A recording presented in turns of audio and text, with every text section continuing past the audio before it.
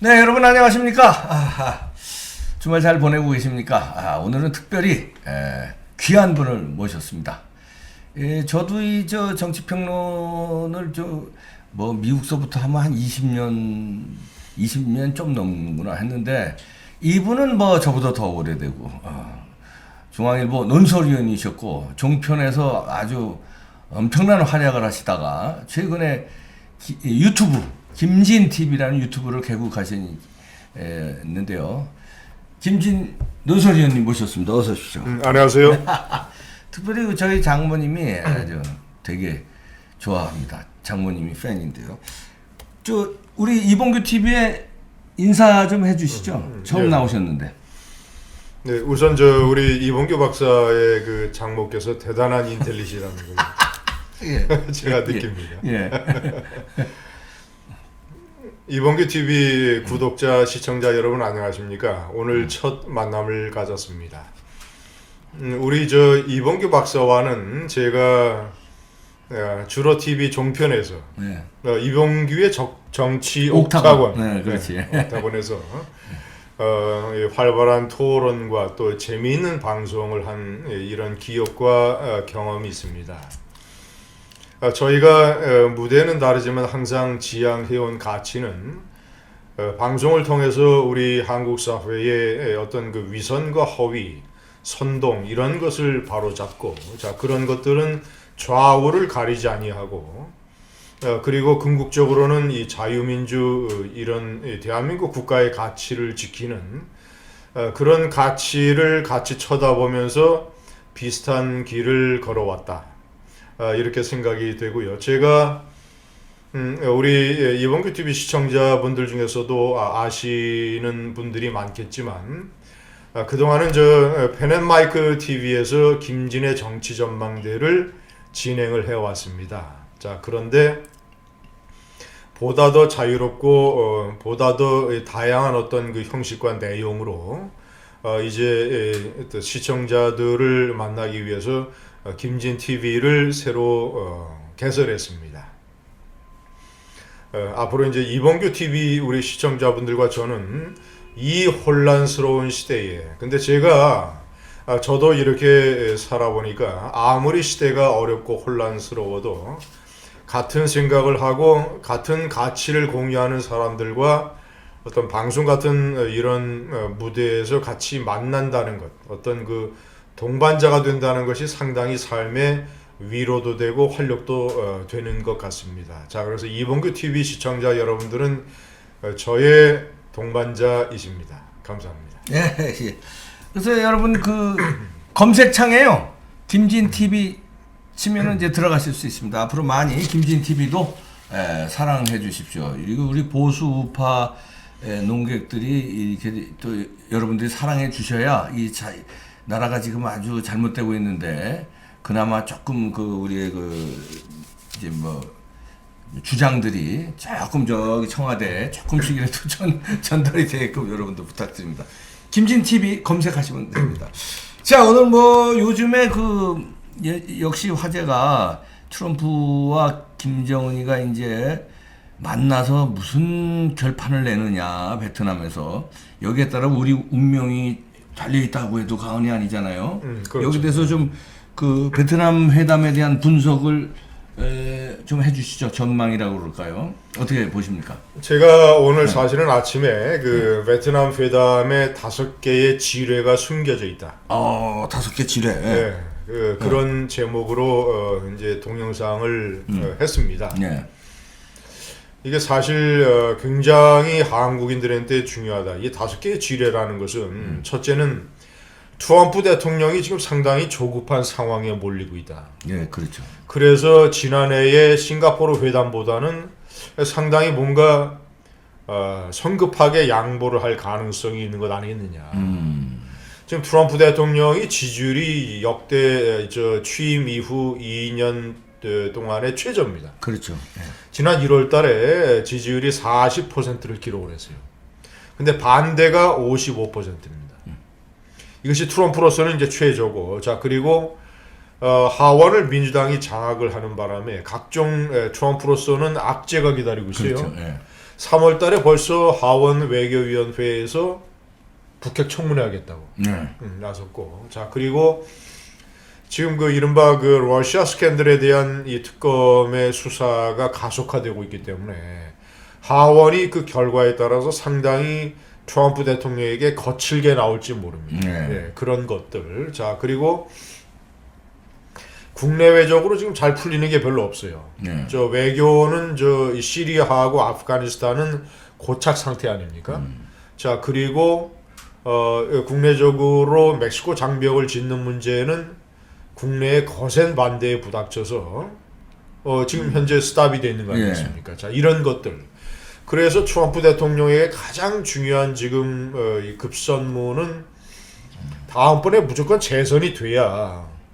왜냐하면 지난 이 대통령 선거 전에 트럼프 대통령이 옛날에 자신이 성관계를 맺었던 포르노 스타들에게 입막음용으로 네.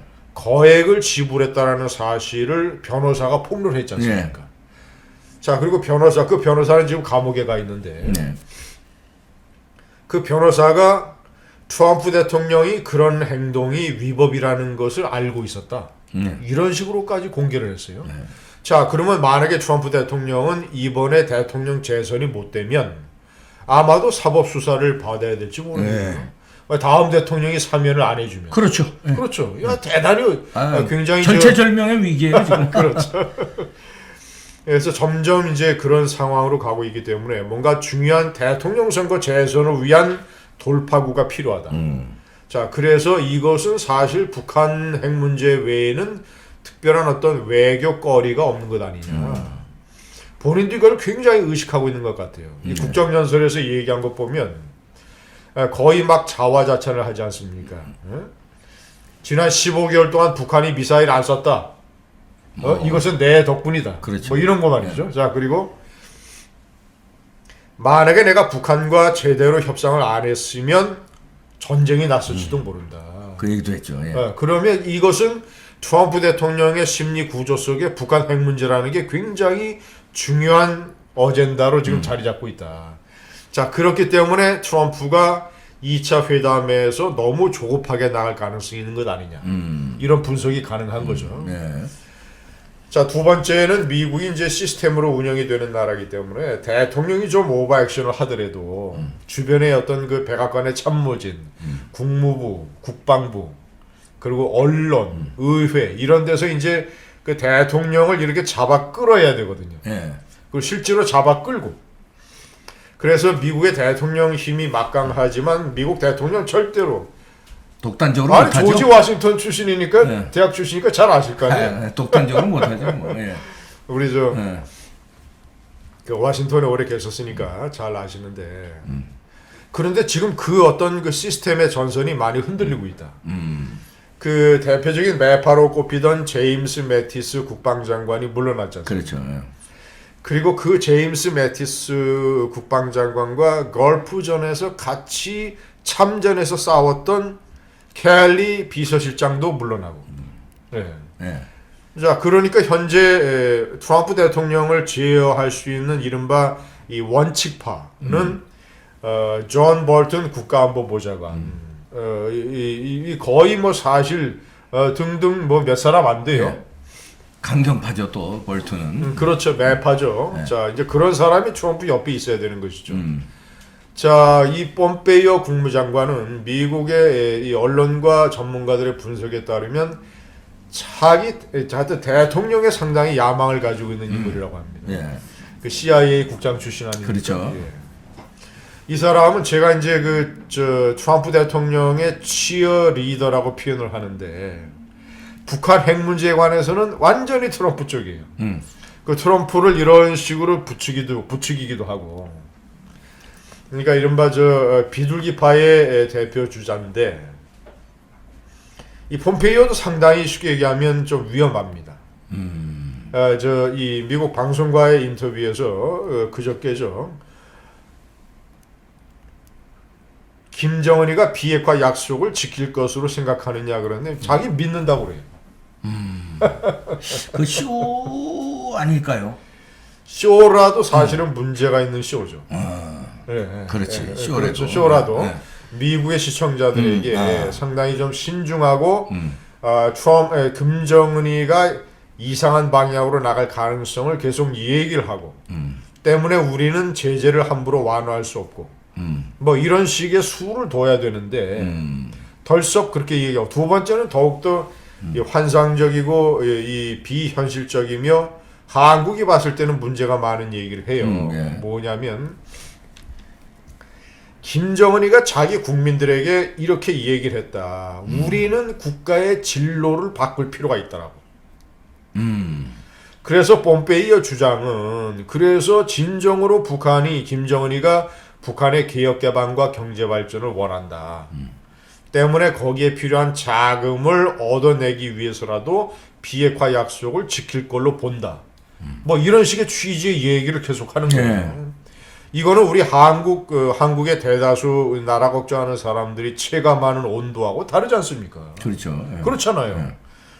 그래서 제가 이제 이 폼페이오를 트럼프의 치어리더라고 표현을 하는데 치어리더가 지금 너무 뭐 치어리더의 역할이 그런 거지만 너무 이제 앞장서서 이러고 있어요. 예. 그래서 만약에 트럼프하고 폼페이오가 이거 저 둘이 탱고 춤이라도 추어대면 이거는 브레이크를 걸 사람들이 제대로 없으면 베트남 회담에서 매우 이 많은 한국인들이 우려하는 방향에 예를 들어서 확실한 비핵화에 대한 어떤 담보적 약속을 받아내지도 못하면서 줄 건 다 주고 그렇죠. 예를 들어서 뭐 종전선언이라든가 평화협정 체결이라든가 이제 대북 평화협정 제재 체계 완화라든가. 그렇죠. 네. 얘기해서 평화협정 체제는 2단계지만 네. 자, 그 대북 제재의 일부 완화. 완화라든가 말이죠. 이런 것들. 그래서 이제 그런 것들이 지뢰라는 것이죠. 그리고 무엇보다도 이제 많은 한국인들이 걱정하는 지뢰는 트럼프가 자꾸 북한이 미사일을 쏘지 않아서 얼마나 잘된 일이냐라고 강조를 해요. 네. 이것은 한편으로는 또 어떤 의미냐면 어찌 보면 북한이 ICBM만 포기라면 아하. 뭐 협상해주겠다 이런 사인. 우리는 오케이. 예를 들자면 니들이 뭐 핵을 좀 사실상 가지고 있다 하더라도 핵탄두를 자 그것이 너희가 ICBM이 없으면 그것이 우리의 본토에 쏘지 못하니까 우리로서는 사실 그거 뭐 어차피 우리가 이 공습을 해서 완전히 핵무기를 다 때려 부시는 것이 현실적으로 어렵고. 불가능하다면 대충의 중간의 타협점이라고 할 수 있는 것은 북한이 ICBM을 포기하는 것. 이게 정말 한국인들한테 지뢰입니다. 왜냐 한국인들한테 한국인들의 목숨에 걸린 이 한국인들의 목에 칼에 들어와 있는 ICBM은 아니지. 김정은의 핵칼은 ICBM이 이게 아니라 아니지 그거는. 600기에 해당되는 스커드 미사일이에요. 그렇죠. 네? 사정거리가 뭐 한 300에서 한 5, 600 정도 되는 딱 우리나라. 한반도 전역이 들어오지 않습니까? 그것이 600기나 돼요. 그렇죠. 이동식 발사대도 많으면 한 40기 정도 되고. 이것은 우리가 쉽게 얘기하면 킬 체인으로 막아낼 수 있는 것이 안 됩니다. 네. 북한이 먼저 핵미사일 쏠 때 뭐 우리가 막아낼 수 있게 뭐 딱 조준해서 하나 쏘겠습니까? 네. 그럼. 위장 미사일까지 포함을 해서 여러 개를 쏠 수 있지 않겠습니까? 자, 이것은 일본의 입장에서도 마찬가지예요. 일본한테 가장 위협적인 거는 약 200기 정도 해당되는 노동 미사일입니다. 그렇죠. 예. 자, 근데 트럼프가 노동이나 스쿼드는 건드리지 않고 ICBM만 이거 제거하는 걸로 만족을 하면 이거 정말 한국인의 얼굴 앞에서 터지는 지뢰입니다. 예? 그렇죠. 영변 핵시설 폐기라는 것도 마찬가지예요. 거기 이제 플루토늄을 추출하는 영변의 원자로가 있고, 자 그리고 2010년에 미국의 해커 박사를 불러다가 자신들이 보여줬던 원심 분리기가 2,000기 정도 이상이 있는 우라늄 농축 시설이 있어요. 영변에 두 개를 포함해서 약 390개의 건물이 있습니다. 네. 자, 그런데 북한이 만약에 영변 핵시설 폐기라는 게 뭘 의미하느냐? 영변 원자로만 폐쇄하는 거냐? 자, 그러면 사실상 우리에게 위험한 거는 우라늄 농축 시설인데 우라늄이라고 하는 것은 1년에 40kg까지 이 핵물질을 만들 수 있습니다. 플루토늄은 1년에 기껏해야 한 5 내지 6kg. 전 수제 제품이라고 생각하면 이 우라늄은 기계화로 막 찍어내는 거죠. 그렇죠, 말하자면 이제 그렇죠. 구두를 찍어낸다면은 공장에서 막 찍어내는 거고, 플루토늄은 아주 하나씩 한 땀 한 땀 떠서 만드는 거고. 그렇죠. 우라늄이 더 위험한 거죠. 대량 생산되니까요. 그렇죠. 그러니까 그런 우라늄 농축 시설 2,000개의 원심 분리기로 구성이 되어 있는. 자, 중요한 거는 영변의 핵시설 폐기가 어디까지 될 것이냐. 이것도 중요하고. 자, 두 번째는 많은 전문가들이 얘기를 하고 있는데 북한이 우라늄 농축 시설을 영변 말고 다른 곳에 적어도 1개 정도는 더 비밀리 갖고 있을 것이다. 그렇게도 전문가들은 보죠. 그렇죠. 그러니까 지난번에 2,000개 보여줬다는 거 아닙니까? 그렇죠. 예, 그러니까 자, 이 문제의 완전한 해결을 만약에 협상 어젠더로 트럼프가 잡아주지 않으면 결국은 김정은이가 다른 곳에 회카를 숨겨놓는 것을 방치하게 된다. 자, 이런 게 되는 것이고. 자, 그 다음에 세 번째 지뢰라고 하는 것은 이미 30개 내지 50개 정도에 이를 것으로 추정이 되는 기존에 만든 핵탄두들. 이걸 어떻게 할 것이냐. 이거를. 그 아무리 뭐 봉인한다 그래도 이미 다 분산해서 저장을 해놨을 거 아니겠습니까? 그렇죠. 그러면 김정은이가 그 중에서 일부만, 뭐 예를 들면 뭐 5분의 1이나 한 3분의 1 정도에 해당되는 것만 신고 사찰의 대상으로 해놓고 나머지 3분의 2나 말이죠. 이런 거를 비밀리에 다른 데다 저장을 해놓으면 이것은 한국인에게 네 번째 지뢰가 된다. 그런데 미국도 비밀리에 어디다 저장해놨을 거라고 추측은 하면서도 묵인하고, 그냥 찾으려면 골 아프고 협상이 깨질 수 있으니까 그냥 묵인하고 승낙을 해주면 이게 큰일 난다는 거죠, 우리는. 그렇죠. 네. 자, 그리고 이제 이미 또 만들어 놓은 이 수십 킬로그램에 해당되는 핵물질들. 그걸로 핵탄두를 더 만들 수 있으니까. 그렇죠. 이런 것들이 참 기가 막힌 얘기죠. 그 스커드미사일이라고. 그래서 제가 봤을 때는 이 4-5개의 지뢰가 숨겨져 있다. 베트남은 이 종전된 지 45년이 4년이 지났습니다만은 여전히 베트남의 밀림 속에는 많은 지뢰와 폭탄이 있을 거 아니겠습니까? 저는 그렇게 생각합니다. 이 참 지난번에 그 1차 회담이 싱가포르에서 열린 것도 한국인에게는 굉장히 역사적인 의미가 있는 것이죠. 왜냐하면 싱가포르 이 나라의 이 아버지라고 불리우는 리콴유. 리콴유 총리가 가장 존경하는 아시아의 지도자로서 박정희 대통령을 꼽았지 않습니까? 그래서 박정희 대통령이 11.6대 피살되기 전에 한국을 마지막으로 방문한 세계의 지도자가 리콴유였습니다. 그래서 시골에 이제 새마을 현장 같은 거를 보여주고 뭐 이럴 때에 당시 박근혜 영예가 리콴유를 안내했었죠. 안내하고 이제 만찬 때 이제 옆자리에 앉아서 뭐 이런 영어로 이런저런 얘기를 하고 이제 그랬었는데, 그러니까 싱가포르는 한국인에게 굉장히 의미가 있는 나라이고 장소다. 거기서 제1차 회담이 열려서 다행히도 싱가포르 1차 회담 때는 트럼프가 김정은이에게 속아 넘어가지 않았다. 트럼프가 양보한 거 없어요. 그렇죠. 양보가 없습니다. 그 해 지난해에 그 한미 연합 훈련만 취소했을 뿐. 그것도 사실 언제든지 재개할 수 있는 거 아닙니까? 키 리저브. 자, 언제든지 재개할 수 있는 것이기 때문에 그거를 양보라고 볼 수는 없는 것이고, 트럼프가 그렇게 함으로써 공은 김정은이에게 넘어갔다. 오히려. 그러니까 트럼프로서는 제대로 싱가포르 때는 협상 전략을 구사를 한 거죠. 그런데 이번에 장수가 만약에 이제 다낭이 되면 저도 이제 이것이 한국인에게 굉장히 의미 깊은 장소라고 봅니다. 그렇죠. 그래서 이제 제가 이제 이런 표현을 쓰는데, 다낭에는 그 백마 부대가 주둔했지 않습니까? 월남에 파병됐던 부대가 맹호 부대, 청룡, 해병대 청룡 부대, 그리고 보병 백마 부대.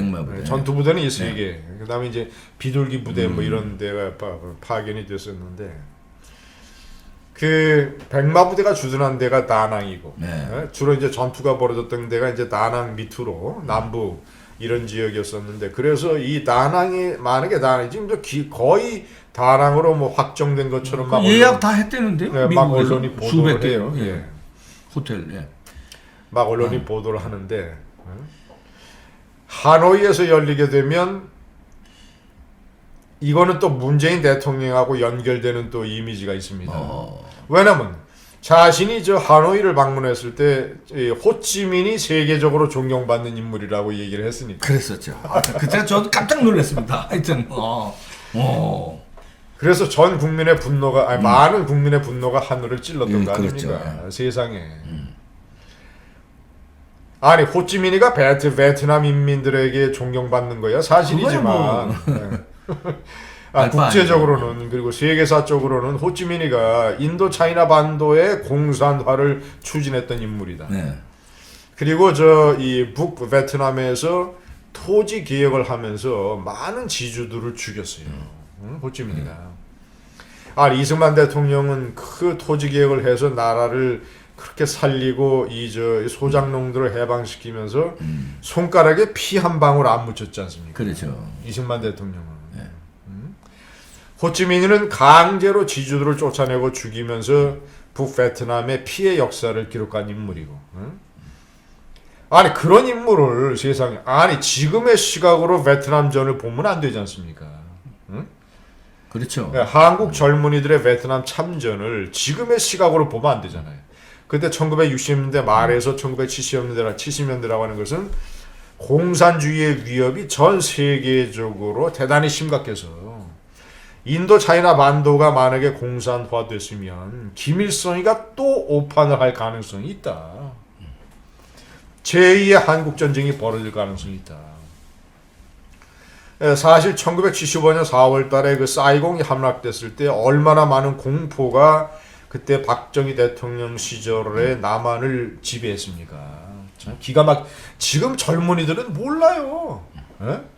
그럼 막연하게 그냥 역사책 세계사책에서 그냥 막연하게 한 줄, 두 줄, 한 페이지 읽은 정도죠. 읽어도 그런 측면으로 읽은 게 실감을 아니라 못하지. 예. 읽어도 베트남전에 참전한 것은 용병이었다라고 알고 있어요. 용병이었다고. 미국의 달러를 받기 위해서 월급 받기 위해서 참전한 용병이었다라고 얘기하고 알고 있다고요. 하도 김대중 노무현 정권과 이 좌파 전교조가 그런 식으로 말을 해대서 정교조 교육을 받은 많은 젊은이들이 그렇게 알고 있지 않습니까? 그런데 당시의 시각으로 보면 우선은 박정희 대통령은 이 인도 차이나 반도 이거 국제 공산화를 막아야 되겠다.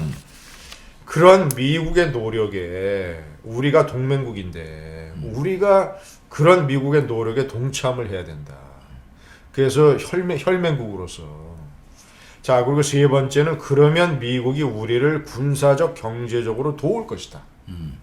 사실 그 도움이라고 하는 게 그 당시에 국가 건설에서 얼마나 기묘한 거였습니까? 그럼요. 그러니까 박정희 대통령은 이런 것은 그러니까 박정희 대통령이라고 하는 한 국가와 국민의 생명과 재산을 책임지고 이 국가를 가난으로부터 탈피시켜야 되겠다라고 생각하는 지도자의 원대한 포석과 경략을 이 김대중 노무현 좌파 정권의 정치인뿐만 아니라 그들에게 영향받은 많은 젊은이들과 그때 당시의 사정을 잘 모르는 국민들이 모르는 거죠.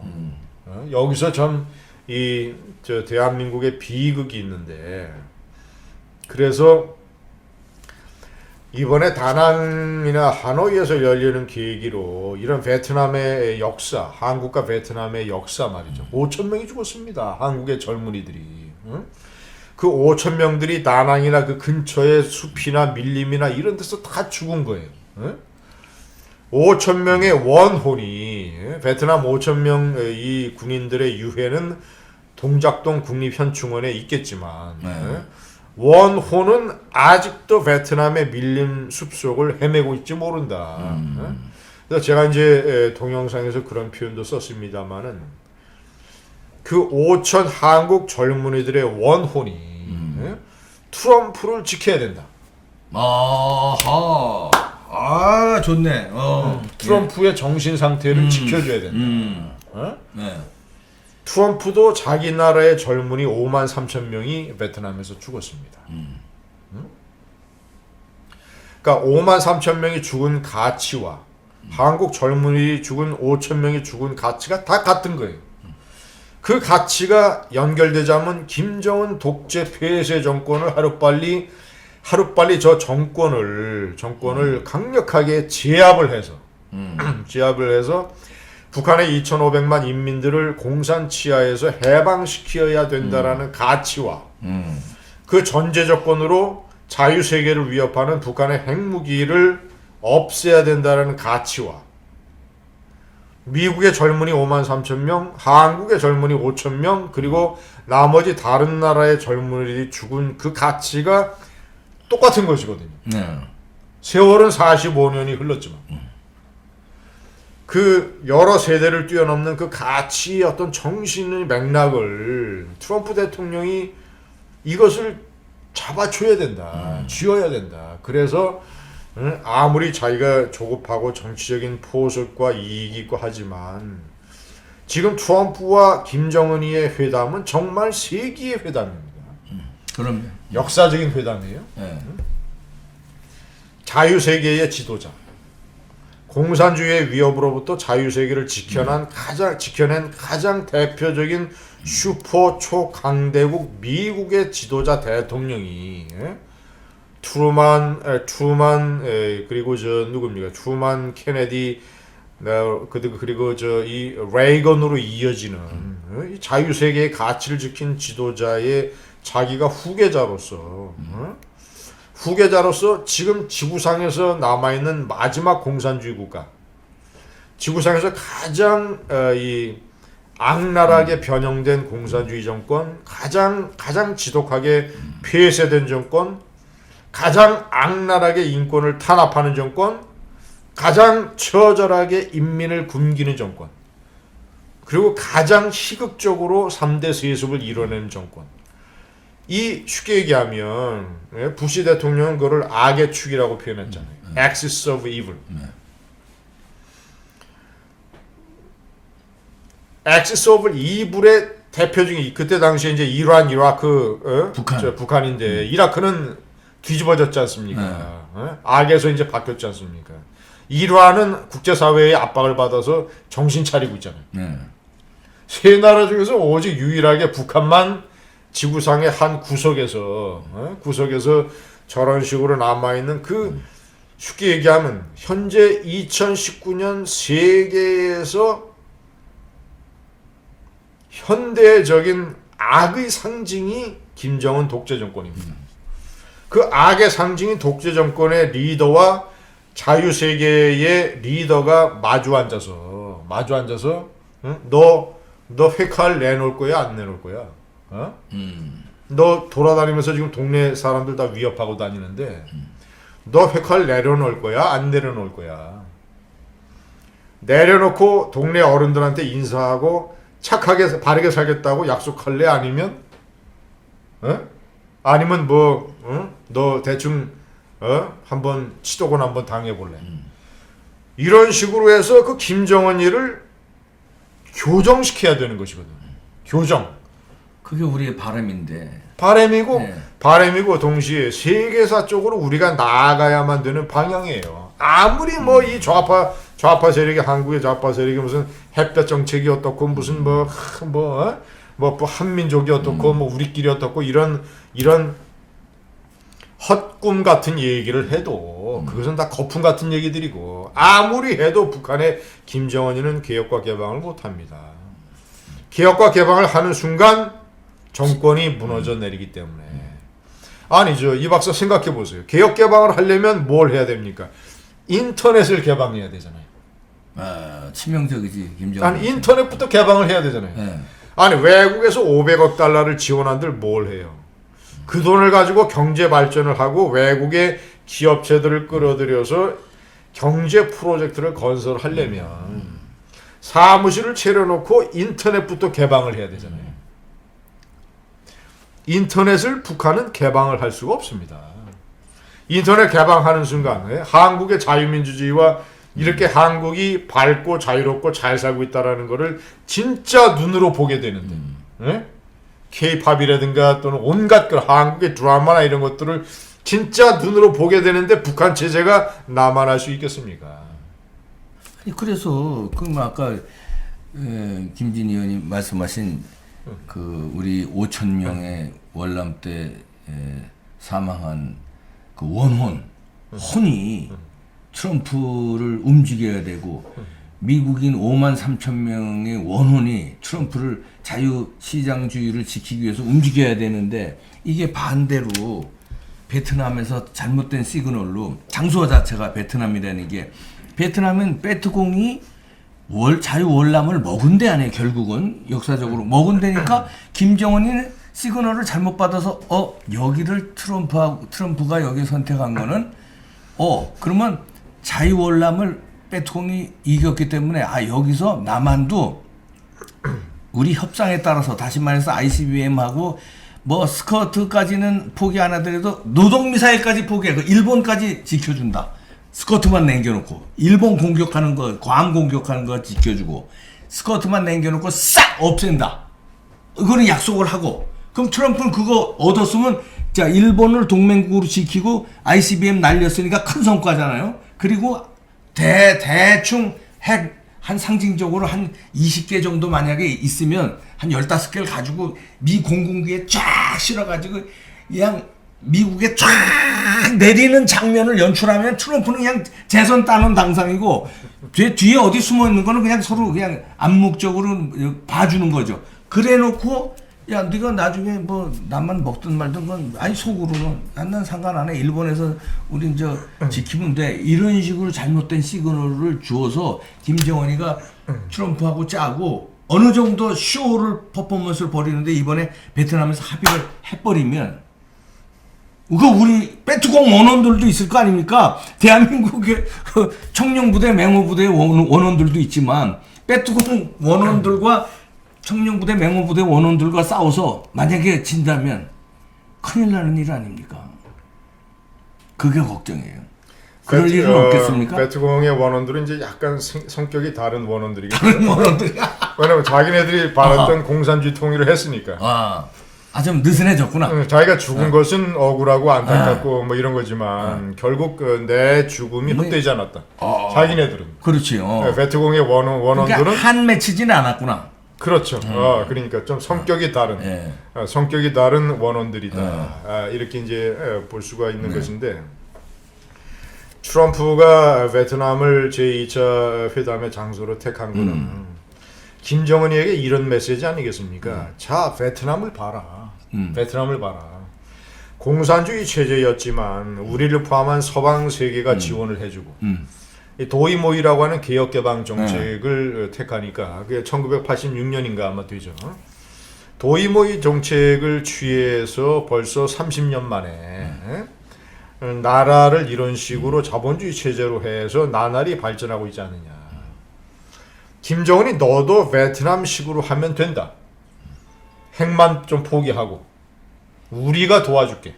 한번 와서 봐라. 이 메시지 아니겠습니까? 베트남을 회담 장소로 선택한 것은 그렇지 않습니까? 근데 저는 그것이 그래서 그런 의미가 있다는 것까지 인정하더라도 그것을 너무 트럼프가 과신하면 바보 같은 짓이라는 것이죠. 동화 같은 얘기라는 것이죠. 왜냐하면 베트남의 도이모이식 개방을 김정은 정권은 절대 할 수 없기 때문에. 그러니까 할 수 없는데 할 수 있다고 지도 알면서 대충 쇼를 해가지고 주고받기식에서 타결되면 우리만 낙동강은 오리알 되는 거 아니냐 이거죠. 계속 더 큰 인질이 되고 우리는 미군 감축되거나 최악의 경우 철수하거나 이러면 큰일 나는 일 아닙니까? 트럼프도 김정은이가 개혁개방을 못할 것이라고 알겠죠. 그러니까 아는데 알겠죠. 아는데 잘못 합의를 하고 말들은 그렇게 안 하지만 말들은 정반대로 하지만 속으로는 미국의 CIA 분석 보고서나 이걸 다 받아볼 텐데 아무리 국제 정치의 경험이 별로 없고 북한 핵이라든가 이런 데에 좀 연구가 부족한 트럼프라고 하더라도 저 김정은 체제가 저 앞만 봐도 개혁 개방 못할 것 같아. 그래서 저 김정은이가 진짜 원하는 거는 뭐 미국을 포함한 자유세계의 막대한 경제 원조 이런 게 아닌 것 같아. 대충 뭐 핵을 양보하는 제스처나 취하고 이렇게 해서 뭐 주한미군을 철수시키는 것을 노리거나 그 다음에는 이제 한국의 문재인 정권을 비틀어 가지고 핵 인질로 삼아서 빨대를 꽂아서 문재인 정권으로부터 빨아들이고 중국으로부터 지원을 받아가지고 요거면 김정은 체제의 생존이 가능하니까 지금 그렇게 하고 있잖아요. 대충 그 전략으로 앞으로 갈 것 아니냐라고 트럼프도 속으로 판단하고 있을 가능성이 있다는 것이죠. 그러니까 그게 무서운 거 아니에요. 판단을 그렇게 하면서도 저들끼리는 그냥 짬짬이로 대충 화려한 미사옥으로 합의문 작성하고 제재 완화해버리고 ICBM 철수 영변에 그 뭐 다 쓰레기 같은 거 필요도 없는 것들 폭파하는 장면 연출하고 핵 몇 개 쫙 공군 미 수송기에 갖다 놓으면은 우리는 뭐냐 이거죠. 우리는 그게.